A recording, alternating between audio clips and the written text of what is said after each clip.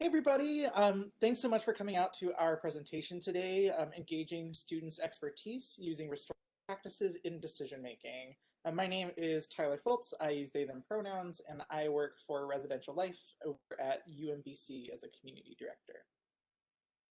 Hey all, my name is Jake Garner. I use he, him pronouns, and I also work at UMBC in residential life, also as a community director. So we want to dive in today first by taking some time to acknowledge the land that we're on. So UMBC was established upon the land of the Piscataway, Conoy, and Susquehannock people. Over time, citizens of more indigenous nations have come to reside in this region. We offer our respect to all past, present, and future indigenous peoples connected to this place. And we also acknowledge that we're not all on the same land today. So I know it's a regional conference, so many of y'all may be on the land of the Piscataway, Conoy, Susquehannock, but we do encourage you to take time to do your research and reflect on the indigenous people who are on your land and think about ways that you can not just talk about it, but actually take action toward decolonization. Yeah, thank you so much, Jake. And this is a great transition into our slide. And we're going to talk a lot today about restorative practices and how it intersects with this concept of engaging students' expertise. Just a really quick overview. So I know most folks, when you think about the word restorative, you think about the word restorative justice, which is based on an understanding that harm is against relationships and community rather than just an offense about a person's characteristics that they need to be punished for. And so there are a whole bunch of methods that people know about related to restorative justice. But what's important is restorative justice is really about the responsive elements, whereas there are a lot of proactive things that you can be doing as well to strengthen community. And those things are called restorative practices. They're all about the things that you can do to strengthen relationships between individuals, as well as strengthening all of the connections that can exist within a community. And like I said, this is a great transition from the land acknowledgement because restorative practices is a methodology that has existed for centuries in indigenous communities throughout the world. Modern restorative justice, as we know it in the 21st century, really comes out of First Nations communities in Canada. But these practices have existed in Native American, African, Asian, Celtic, and many other indigenous communities throughout the world. And if you're ever interested, please feel free to reach out to us because we have a number of resources that you can dig into if you want to learn more about that. And as we discuss restorative practices, we want to admit that we can't possibly give you all of restorative practices in one short session like this. That would be a multi-session, multi-hour affair. So as we're talking about restorative practices, we want to highlight the fundamental hypothesis of restorative practices as one major takeaway here so you can have some understanding what we're talking about.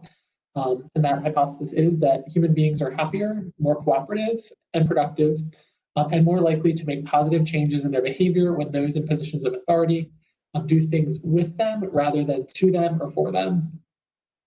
And really just want to highlight here the with piece. So when folks in leadership roles in power are working with people, not simply doing things to or for them.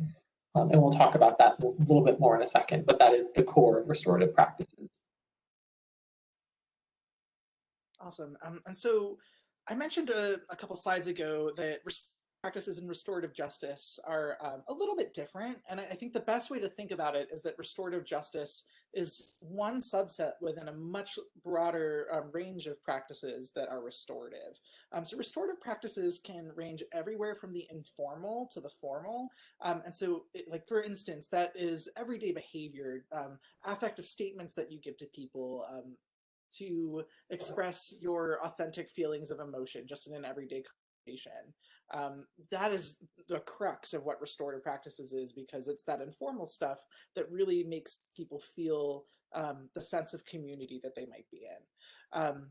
It also can then a little more formal towards everyday conflict. So the way that people work through the small conflicts that occur every day, the way that they problem solve together, repair relationships if something goes wrong.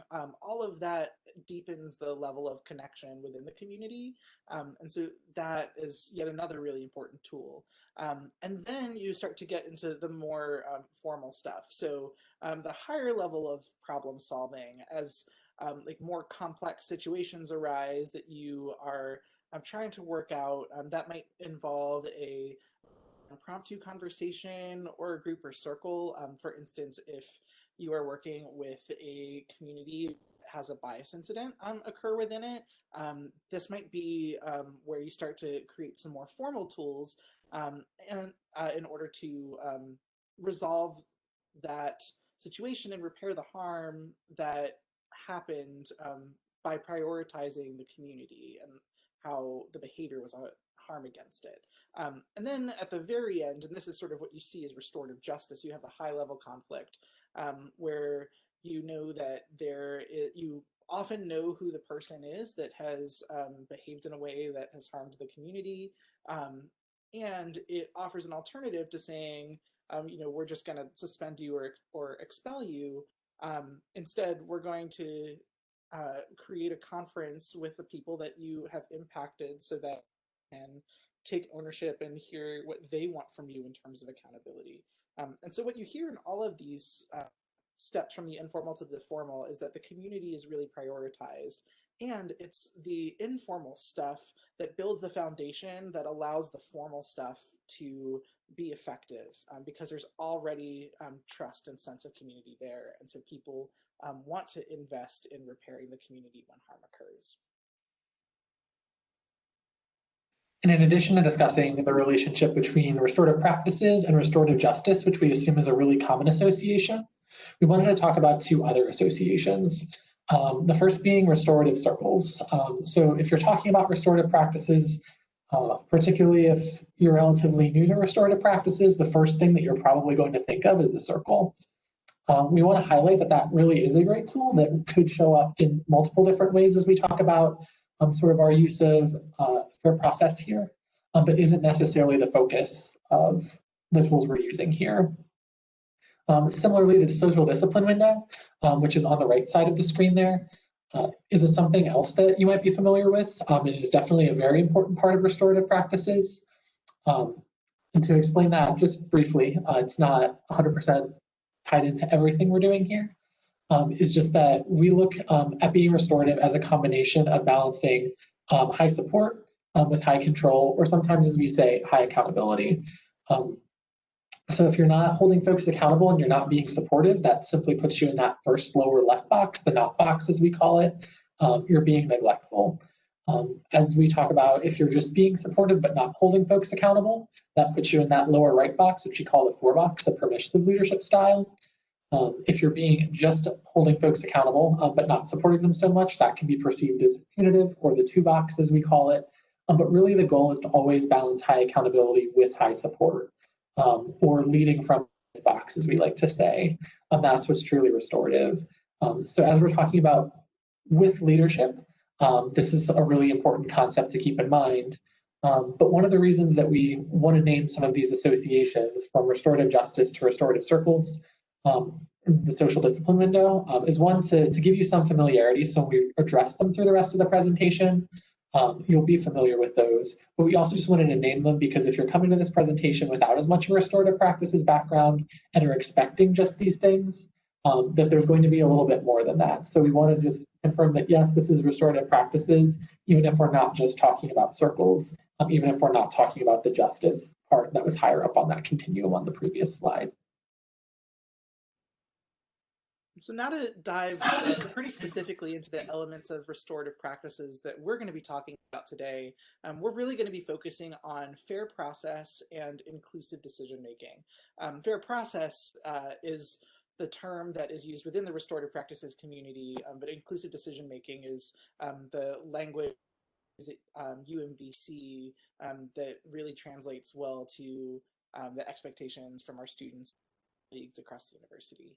Um, and so to talk a little bit about what that is, fair process asserts that people are happier and more trusting, as well as more productive when those who have decision-making power make decisions with people affected by those decisions rather than to or for them. And so you probably see the alignment that Jake just talked about with the social discipline window, as well as the fundamental hypothesis of restorative practices, that in order to be doing something restoratively, or in order to create an environment where people are feeling happier and more cooperative, more likely to make positive change in behavior because of community, they also have to feel like the process of decision making is fair, and that they are included as part of that process. Kim and Moborn talk a lot about this in their own research and assert that individuals are most likely to trust and cooperate freely with systems, whether they themselves win or lose by those systems, when fair process is observed. And so we're going to talk a little bit more about specifically what that looks like in just a second. But I want you all to sort of take a second to sort of orient yourself in this presentation. Talking about is not solely including students in a conversation. We are talking about the entirety of a decision making process today, and how to do so in a way where students feel greater trust in the community that you are trying to build, and that better decisions are made as a result. And building right off what Tyler said, in order to do that, we sort of have to operationalize what fair process means. And Kim and Malborn do that through these three components: engagement, explanation, and expectation clarity. And this is necessary, all three, to really make it a fair process. So looking at engagement, that's involving individuals in decisions that affect them by listening to their views and genuinely taking their opinions into account. There's a little bit to this, and I think the first step is always identifying what individuals have stake in that decision, and who needs to be brought into the room. Today, we're going to focus a lot on students and student staff and how they have stake and how that can be helpful to involve them. But do know that this can involve different folks. It can involve campus partners. It can involve parents. Um, it can involve you as staff. Certainly involves leadership and higher administration. It's important to identify all of those stakeholders and take views into concern. And I think if there's one word that really stands out in the definition of engagement here, is that genuinely is very important. There's a lot that you can do to give the appearance that you're engaging folks, particularly when you're working with students. You can be having conversations with students, but if those conversations stop in that room and aren't actually taking place, you can pretty quickly fall down into that not box where you're just manipulating folks by saying, yes, we engaged you, but never really genuinely took opinions into account to inform the decision. So it's really important to not only create those spaces to engage, but also follow up with that engagement. And thankfully, I think explanation, the next component, does provide some opportunity to make sure that that happens. So once a decision has been made, the reasoning behind the decision is explained to everyone. So all of those stakeholders that you would have previously identified, who was involved or affected by it. Um, like I said, I think this can be a great accountability measure, because there are going to be times when you have genuinely taken into account the perspective of stakeholders, and it might not align with their opinion. There might be other stakeholders or other priorities that just don't match what you learned in the engagement phase. That's all right. You just need to make sure that it's explained to those folks why it was that way. And then lastly is expectation clarity. So making sure that everyone understands the decision and what is expected from them in the future. And I think that one's pretty simple, but especially working with students, some student staff, really letting them know what expected them. So the decision has been made and this is what's happening here. So that part of fair process often elicits a lot of questions. We wanted to take a second to just dive a little bit deeper and talk about what fair process is not. And it's important to note that fair process does not mean abdicating decision-making authority or that it means that all decisions have to be made in a format that is about popular vote or democracy, because we know that decision making has a lot of different factors, and there are often people that are expected to be point people that bear the brunt of any like positive or negative impact of a decision, and so and are tasked with, like Jake mentioned, understanding the roles and needs of different stakeholders. And so fair process is not either of those things. It's not abdicating your decision-making authority. It's not necessarily popular vote, though it could be either of those things depending on the circumstance.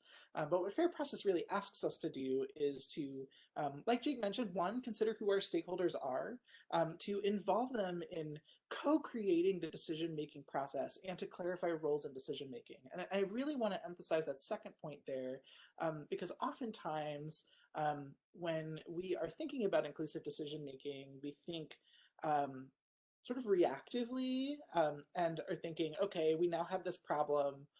Let's get these people in a room, talk about it, and from there, maybe I'll make a decision, or we'll just like make a decision as a group.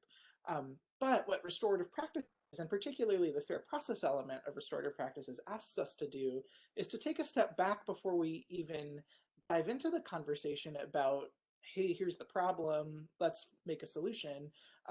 But to first and foremost talk about what the process is going to be of decision making, so that people have a clear understanding of how the decision is going to be made, and how they can leverage their voices and opinions to um, create that process in a way that feels fair to them, and fair to all of the other parties that are involved. And so that's also where the clarifying roles and decision making comes in too.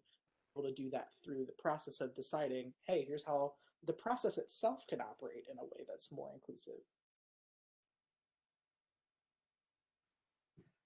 So moving forward from here, this is a little bit of a break from where we were. We want to just talk briefly about the curricular approach to student affairs. And like restorative practices, this is a really big topic, and there's no way that we can do it justice within an hour time slot. So with that, like, know that first off, that there are 10 essential elements intended to guide student affairs practitioners in creating a learning experience beyond the classroom, and to make sure that that learning experience is really purposeful and strategic in order to facilitate student learning as the outcome of the experience. Like we said, it's a big topic. It's certainly a hot topic right now and an important one. There is an entire conference about that, the Institute for the Curricular Approach. So if you're interested in that, know that there are definitely more resources. We will be at ICA.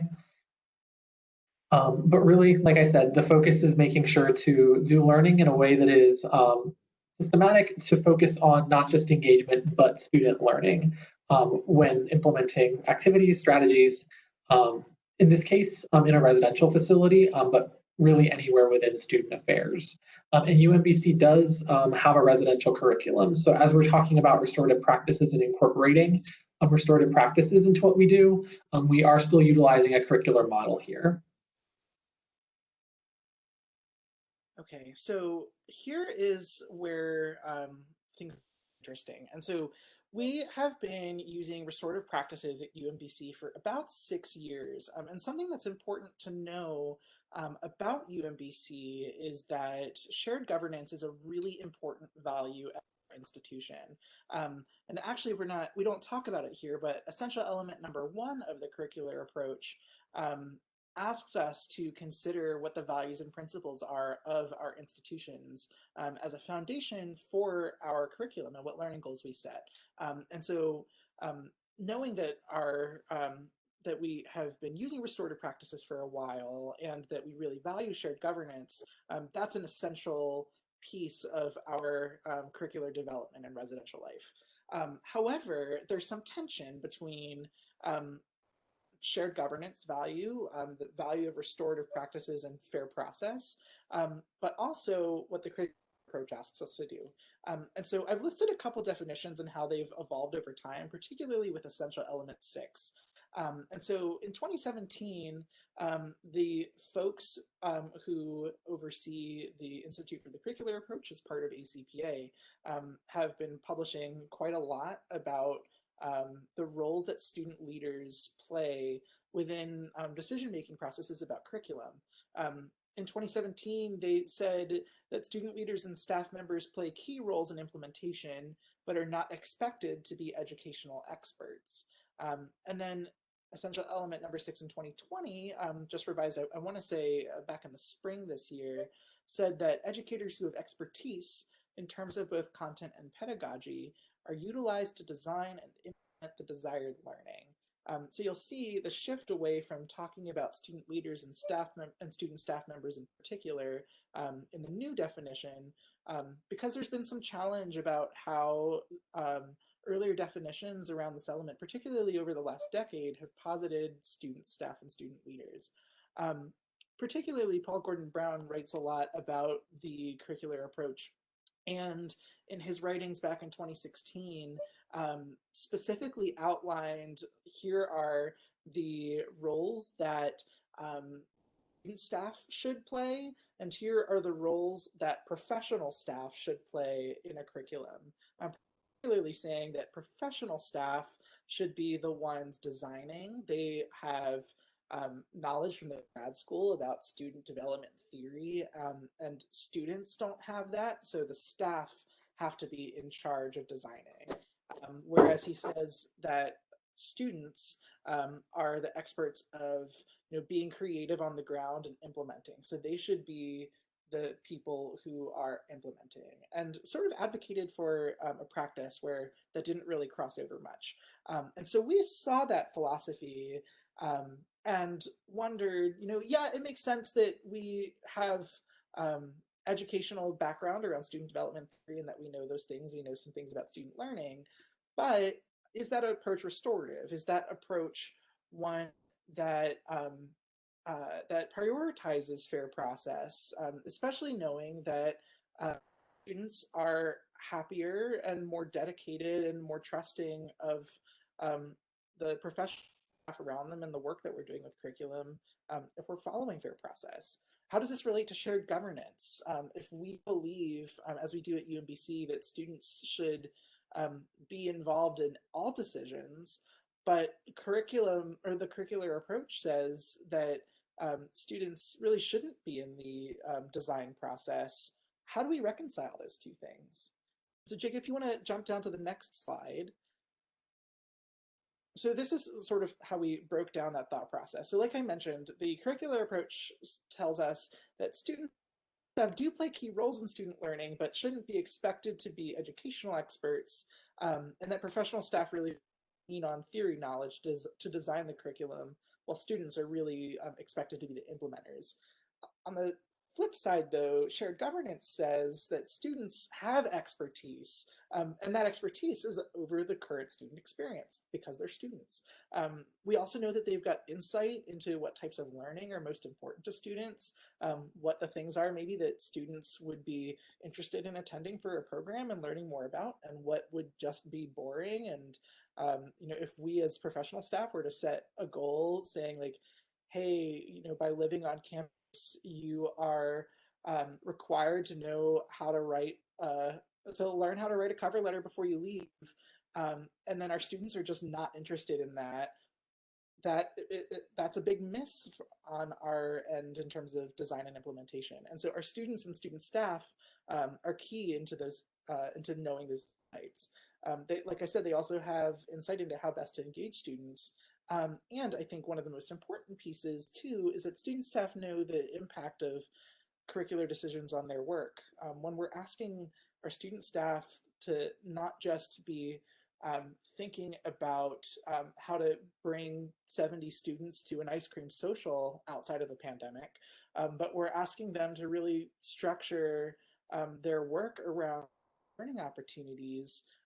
We're all of a sudden asking our student staff to be thinking a lot more intentionally and probably working a lot harder in order to create to create optimal student learning opportunities.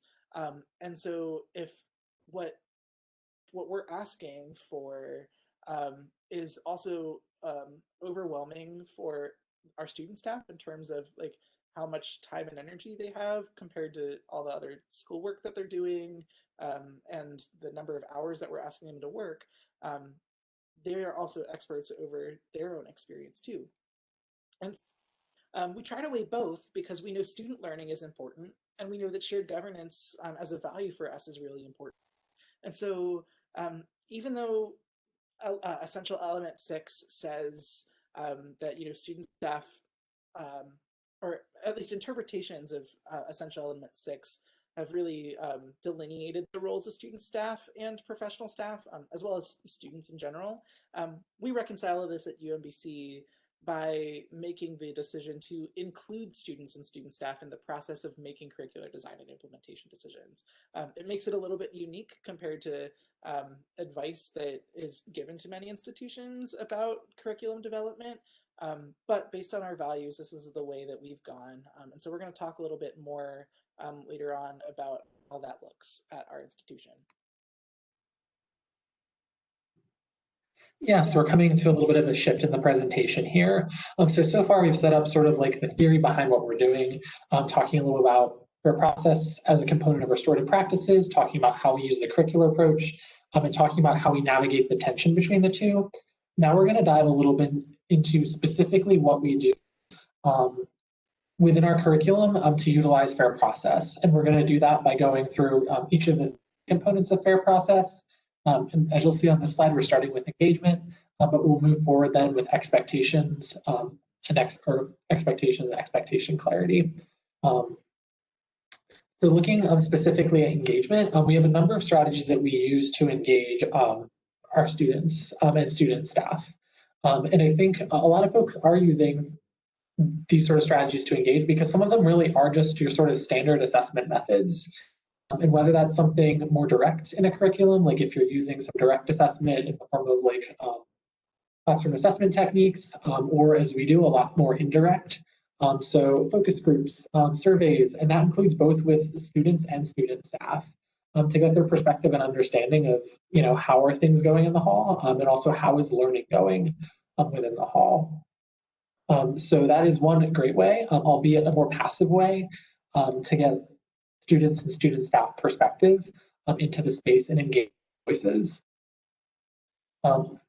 Additionally, within our curriculum committee, so in really all of our committee structure at UMBC, we do have student representatives on our committees. So they don't join us every single week, but we do have students on our curriculum committee. So when they are there, we treat them more as colleagues, take them into account, don't necessarily have to specialize the meeting for their feedback, but really want their opinion in what we're discussing.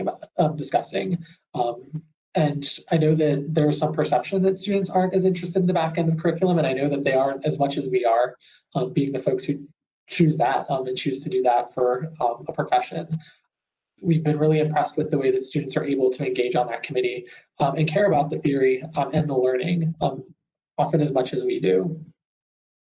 Additionally, we engage additional feedback through conversation with supervisors. So student staff talk to their supervisors about how the curriculum is going in those individual cases, and the supervisors can then bring that feedback back to us. Or those supervisors do also have some sort of to make changes to the curriculum at the level of that building, or for an individual student to help things make better. So engaging process sort of on a more micro level there. And then lastly, we have community building plans, which are something that we have started doing differently. And I really liked. We've ran into some challenges with them, but we're really going to dive into how we use some form submission software to collect feedback from our students really regularly so that we can constantly be engaging them and incorporating their ideas and feedback into what we move forward. But we'll talk more about that in just a second. We'll actually dive in and show you some of our one of our community building plans. And as we're talking about strategies that we use to engage, we also don't want to say that this isn't without challenges. Being inclusive and using fair process is actually really difficult. And some of the challenges that we found specifically around engagement include group size. So the larger the group is, the more stakeholders there are, and the more stakeholders there are, the more folks include. So really, if you're working with a group of, you've identified 5 stakeholders, great, you can have everyone in a room and just talk it through. If you're looking at student staff as your stakeholders, right now, given de-densified capacity, we have a smaller RA staff, but we still have about 50 RAs. So it's really no longer practical just to pull everyone into one room. So we try to answer that by giving lots of different strategies that we just talked about. Like they can write within their community building plan, they can talk to their representative from a staff on a curriculum committee or their supervisor. But it never is quite as easy as just having everyone in the room having one conversation when there is such a large number of stakeholders to engage. Another issue that we run into with engagement is staff turnover, particularly knowing that, you know, most RAs within 3 years will be in and out of their time in res life, some within 2. So very often we're engaging, but then within a year or two, a decision that we feel we came about inclusively and had done that engagement step is something that is now just sort of historical and generational. So the students who are actively working on that curriculum might not feel like they were engaged in the process, despite the fact that we had engaged their predecessors in the process. So that leads into the next challenge, determining the frequency and form of student engagement. So because we don't want that turnover to have effect, we really do want to be engaging students each semester, not just saying this is what worked last year, so it'll work for you as well. But as we're trying to engage that feedback, within our committee, pro staff have had disagreements about the best way to do that.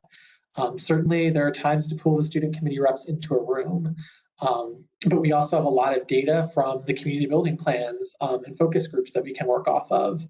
So how often should we be having focus groups? How often should we have community building plans? How many surveys are too many surveys that we're not getting good data back? And what is the best use of our students' time, as we don't want to pull them in every single time if, you know, a survey can do the job. And then lastly, as I mentioned before, one of the real challenges with engagement is genuine incorporation of that feedback. We have these methods in place. We collect these community building plans regularly. We do surveys fairly regularly. We pull students into the meetings fairly regularly. But every time we do that, we find ourselves asking the question, how do we actually make sure we're moving forward with what we got here and not just hearing it, kind of considering it, and moving forward. So next, we did want to give you a look at one of our community building plans to share a little bit about what we're talking about when we mention those. So as you'll see here, our community building plans are forms that we have through software and RoomPact. So here at UMBC, we have RoomPact. We love RoomPact. They're not sponsoring this presentation, but we love them. But really, it doesn't have to be this specific software. Anything that you can use to submit a form is perfectly fine.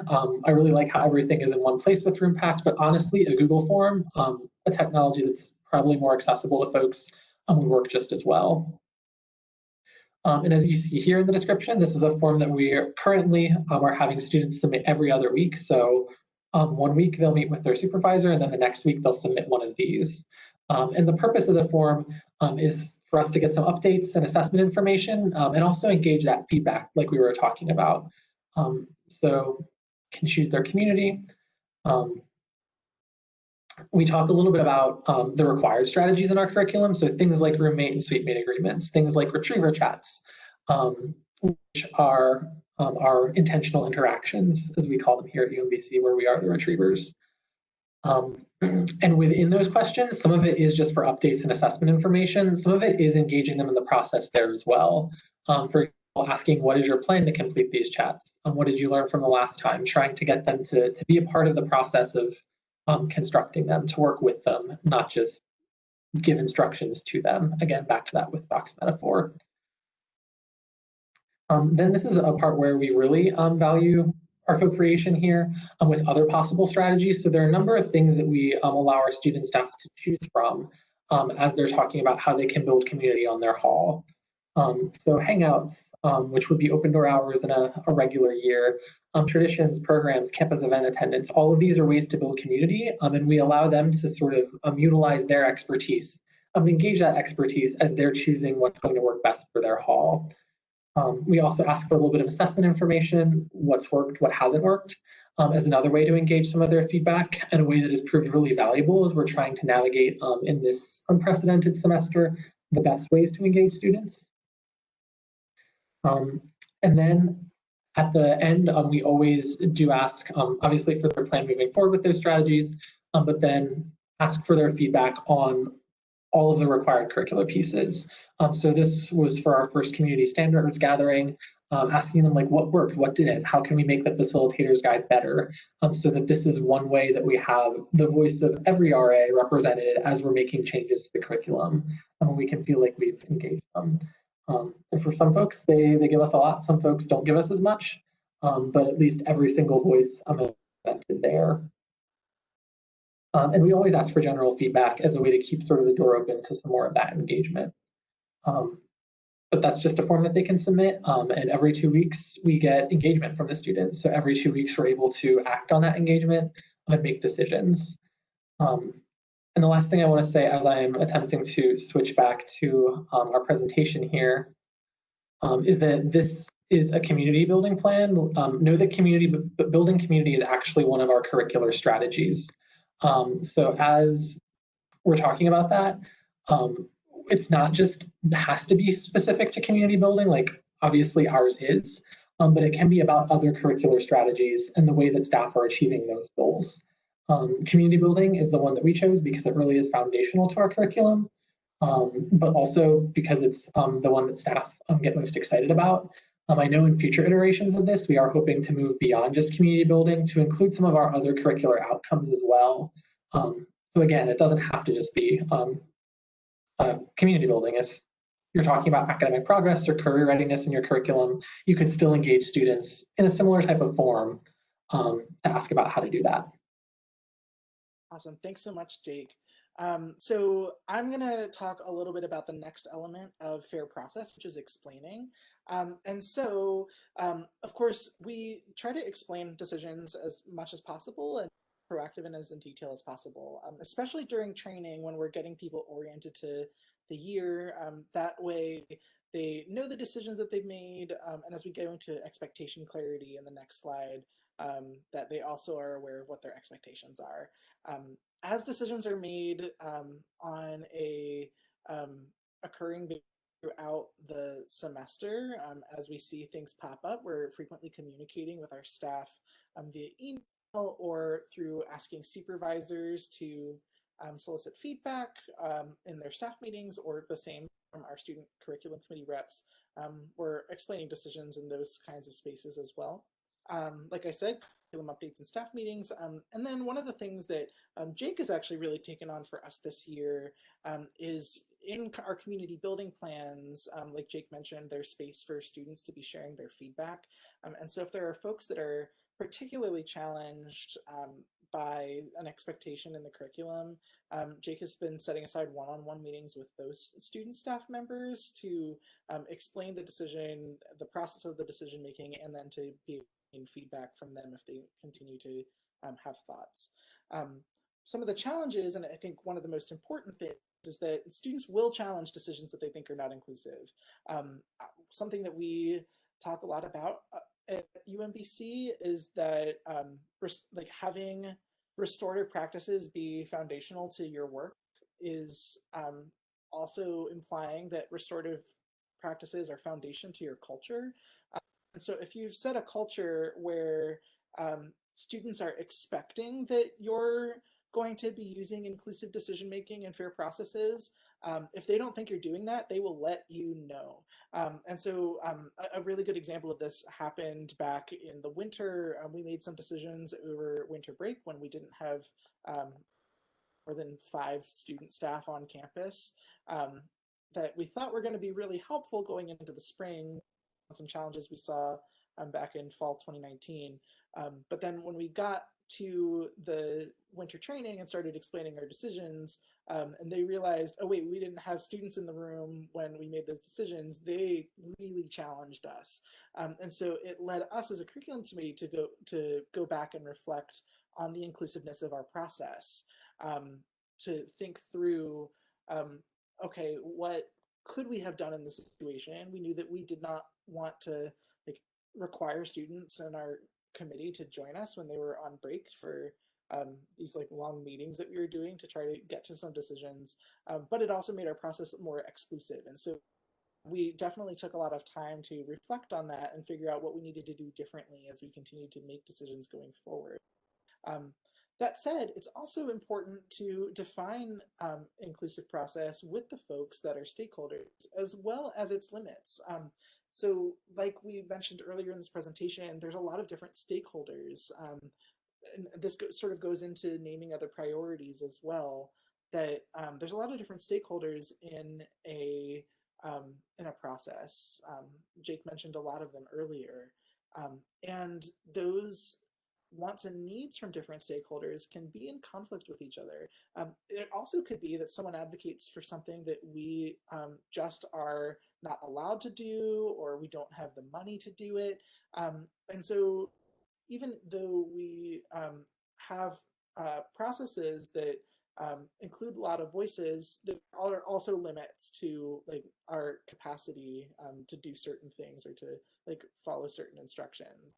Um, and so I think that that's important for folks to remember, that inclusive process just um, is not just being there to lend your voice and also get your way every time. It's there to be a contributor, and to make sure that like folks' opinions are not just like thrown out there and genuinely tossed aside, but are genuinely taken into account.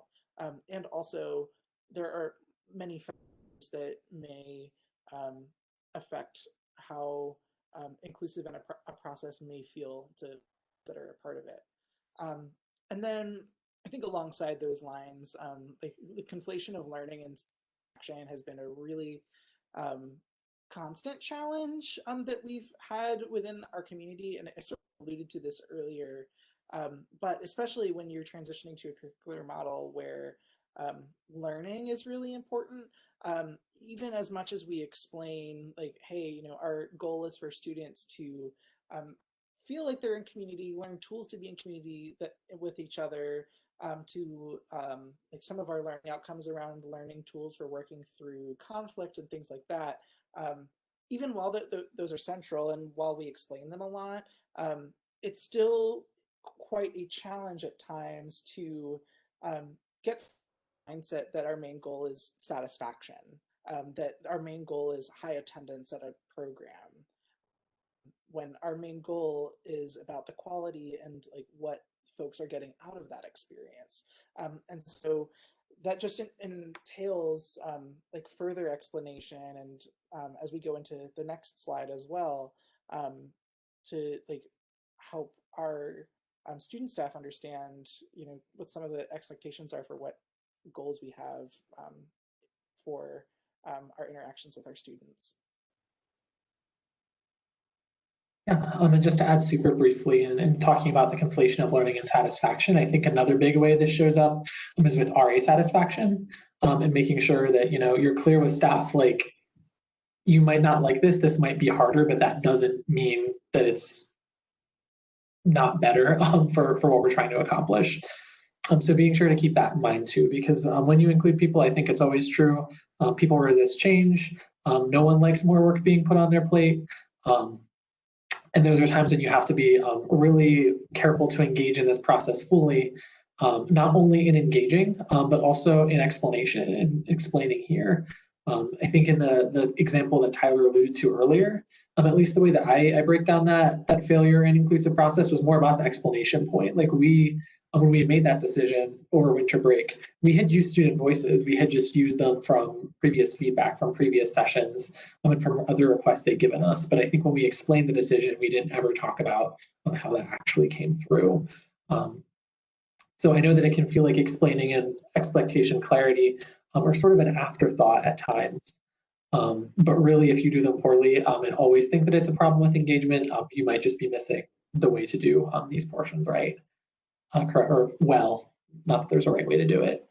But looking forward, expectation clarity. So the way that we do this, I think we approach expectations a little bit differently. So I think in one way we do try to have clear expectations from the get-go. So um, as with any curriculum, we do have facilitators guides. I know some folks call them lesson plans. I know that the language around that can be a little bit contested in terms of making it hard, but really making that those guides or plans are really clear in what we're expecting from RAs, not only specifically about what we're hoping they do, but what we're hoping they achieve from those. So making sure that those are detailed. Um, Additionally, I think some expectation clarity comes from community building plans. As I shared earlier, the first section of that plan is typically talking about the required strategies. So as they're getting those updates every other week of what's coming up, there's always that constant reminder of here are the tasks that you must complete on your plate. And obviously we ask for feedback on ways to make those better, but we do have that accountability piece here saying which your tasks are due on this Friday, so that that expectation is clear well in advance. And I think where we do expectations a little bit differently is the amount that we sometimes individualize those expectations.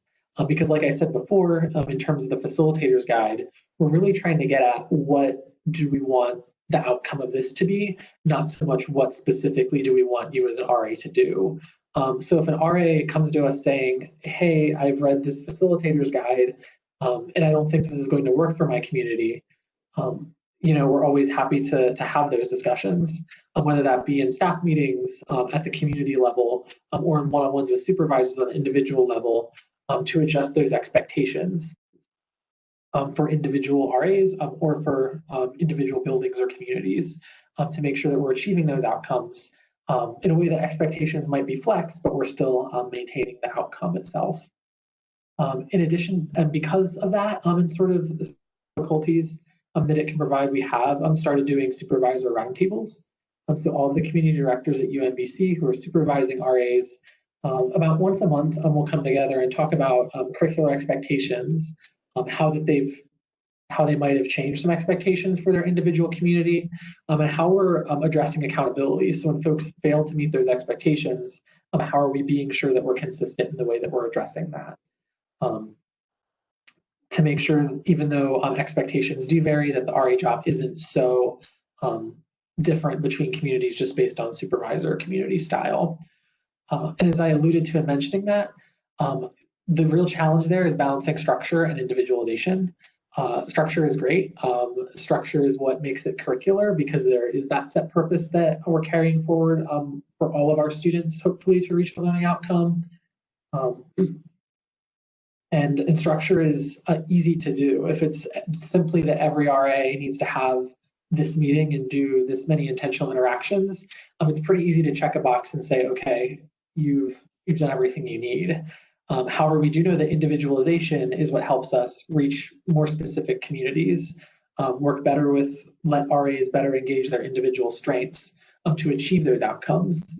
And I think the challenge there is that it's really hard to maintain different sets of expectations for different people. So it's never quite as easy as checking a box to say that every RA has done this thing. So it really involves a lot more time in one-on-ones with RAs to make sure that there is similarity in the amount of work that's being done and the outcomes that are being reached, even if there is a lot of individualization. And it's not the easiest thing to do as a supervisor. And then also, as I alluded to, it's about accountability for achieving those outcomes.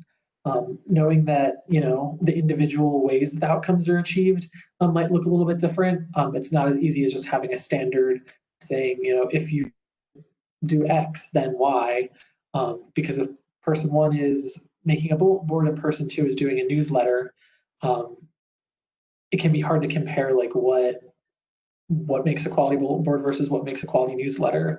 If someone did a newsletter that was a lot easier to do, but someone else put a lot of effort into a bulletin board that's not working, how do you do that? So there's always a challenge with accountability when there's individualization. I'll also add really quickly onto what you said, Jake, that one of the other challenges with the accountability is that there's so much work in an RA job that a supervisor just doesn't see. That they're interacting with people via email, GroupMe. If we weren't in a pandemic, they might be doing door knocks or like in-person hangouts and other kinds of ways too. And so I know when I always get to evaluation season, that's why a self-evaluation is so important for me, because, you know, we do our best to hold folks accountable, and we don't necessarily know on the ground what it really looks like. And so we actually had a conversation recently with the students of our curriculum on our curriculum committee about this, because, you know, especially with our intentional interactions expectations, we know that this is a semester where our residents are pretty exhausted and have not always been the most responsive. And so it's hard to discern as a supervisor if a RA has low numbers in terms of the like number of submissions that they've made of intentional interactions, whether they're reaching out a whole bunch and struggling, or if they maybe reached out once and gave up. Like you can't really tell the difference. And so one of the ways that we have been engaging students around this and has been to try to figure out how do we create some clear expectations and maybe create a new process so that way we know that students understand like what they're going to be held accountable for, and that supervisors have a greater understanding of how to individualize accountability for each of their staff members, since like the same result might come from very different performance.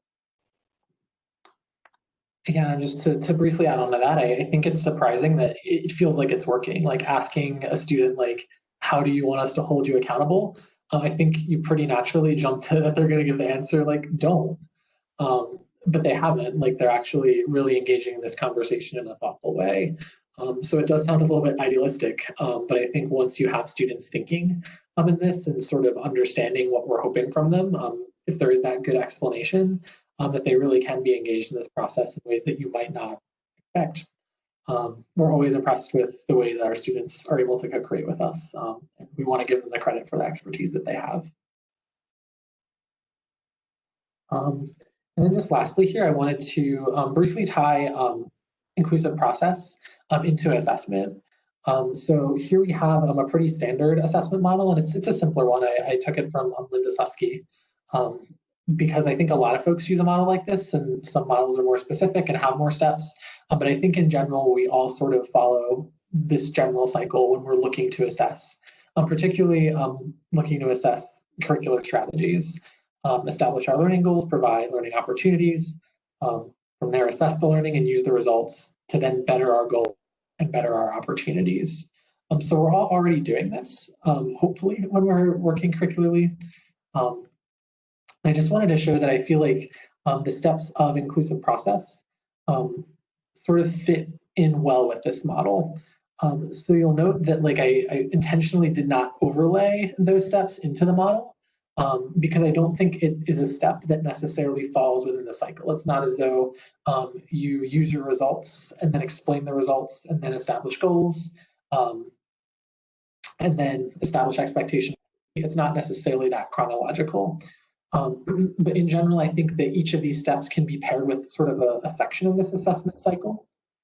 So, you know, as you're providing learning opportunities and forming those opportunities, as you're assessing learning, being sure to engage students in those spaces and student staff, asking them like, what went well? How would you change this opportunity or strategy? But making sure to get that feedback in all of those places.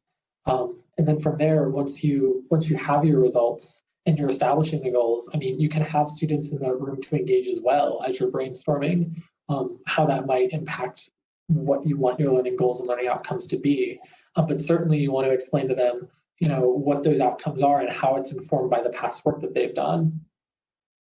And we just talked about expectation clarity, so I don't want to go into too much detail. But once you've figured out what those, you know, what those strategies are going to be, how can you work with students to form those expectations and make sure it's clear?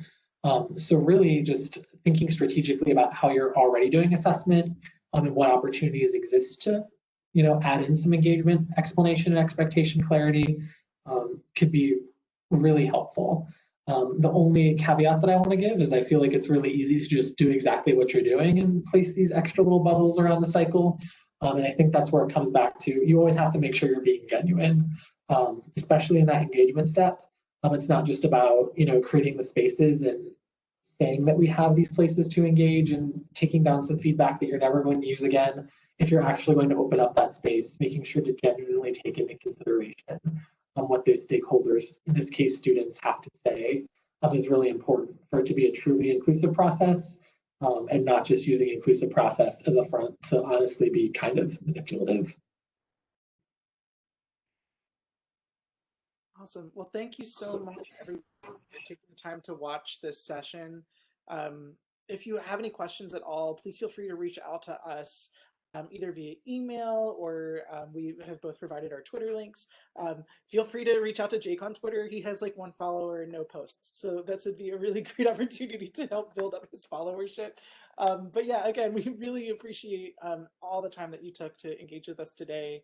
Like the TLDR version of the presentation, if you skip all the way to the end, is, our students are experts. And I think we've at UMBC that I think throughout higher ed, we really undervalue their expertise and sort of underestimate the um, care and dedication that they have to this work, doing things in a way that will provide awesome learning opportunities for our residential students. And so we really encourage you to be thinking about, as you go forward, what can you do to make your processes more inclusive and to help your students and student staff feel like they've got a greater voice. I know that's a constant thing that we're working on here, and so we want to encourage you all. So again, thank you so much for taking the time to watch this video. Yeah, and really do feel free to reach out. We acknowledge that there's some irony that we're talking about restorative practices and connecting and getting feedback from folks, and this is just a video, so we want to be sure that this is not just your generic like, comment, and subscribe. Like if you have questions or feedback, we really do want to hear that. So please don't hesitate to reach out. Yeah, and feel free to like, comment, and subscribe too. That'd be great. Sure. Yeah, we've got a whole bunch of references. Again, feel free to reach out if you want to hear anything else. So thank you so much. We'll talk to you soon and see you Thanks, at the Sean. NCPA conference.